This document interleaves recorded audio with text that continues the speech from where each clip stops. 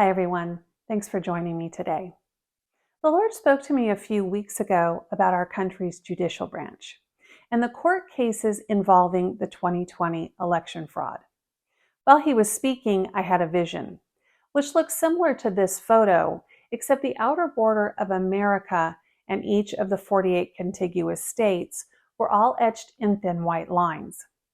Some states contained large clusters of bright yellow lights flickering throughout that entire region, representing the prayers of believers.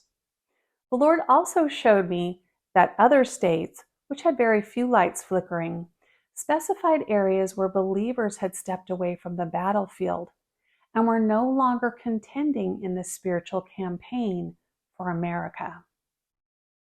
I heard two different phrases which the Lord attributed as the cause for the exodus from the battlefield. First, I heard hope deferred, which is referenced in Proverbs 13:12. What the Lord showed me was that in the hearts of some believers, hope deferred had set in because the outcome they anticipated in the fight for this nation hasn't happened in the manner or time frame they expected. So they become discouraged and have given up.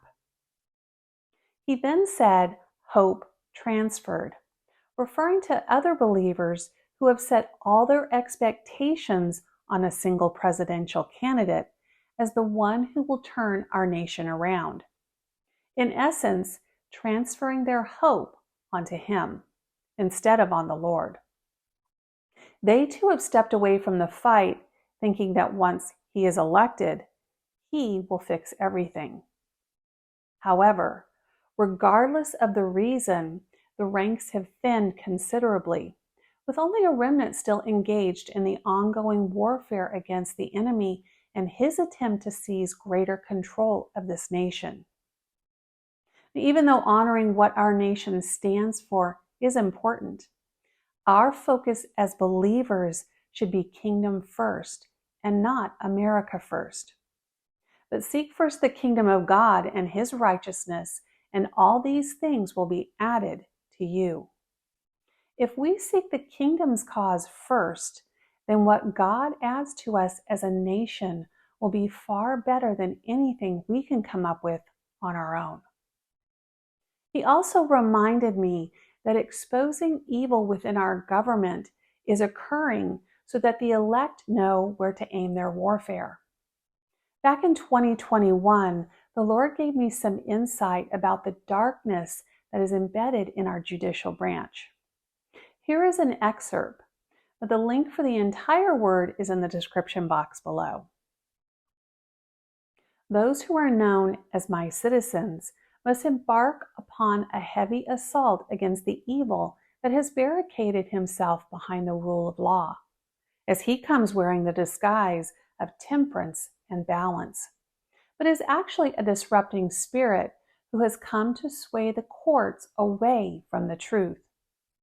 And because he and his legion have not been fully addressed, their influence over the judicial system of America has significantly spread, as they have gained more and more authority through the permission of men.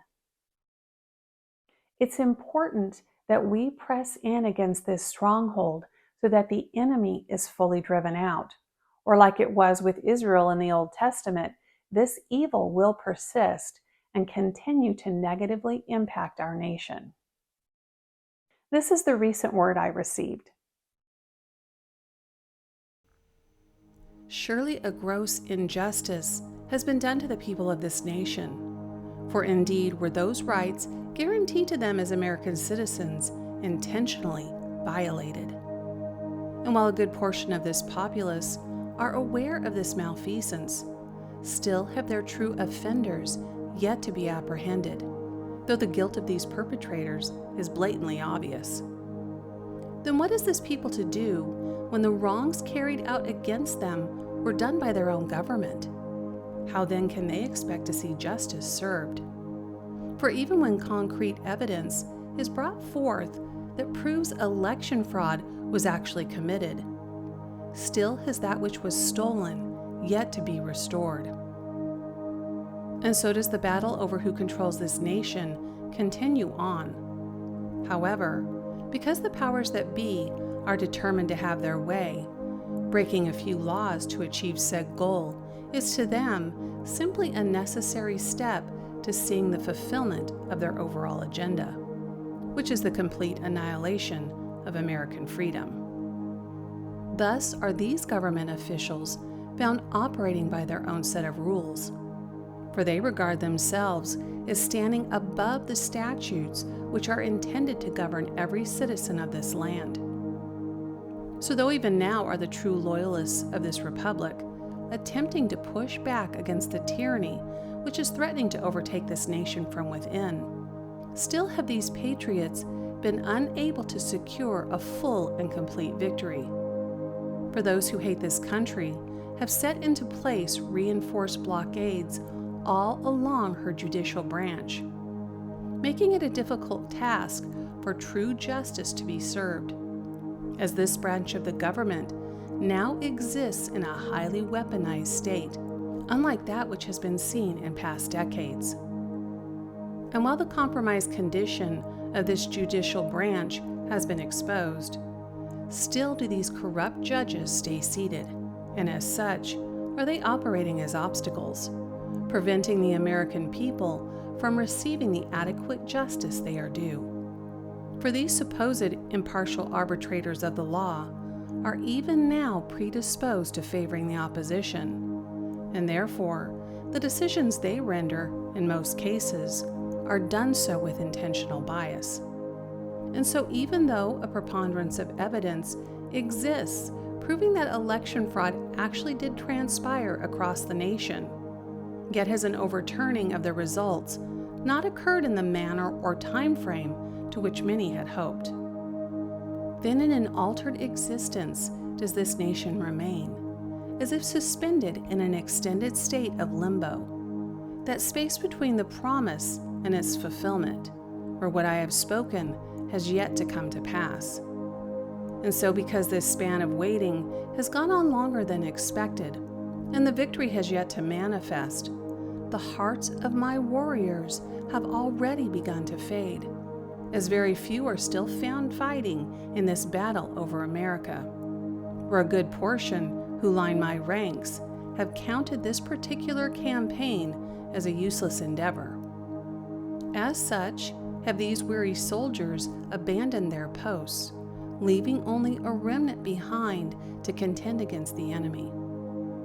Then to those who are still actively engaged upon this battlefront do I say, don't give up, but soldier on, for surely shall your continued warfare usher in the promised victory. Therefore do not listen to the voice of doubt, which seeks to draw you into forming a partnership with unbelief.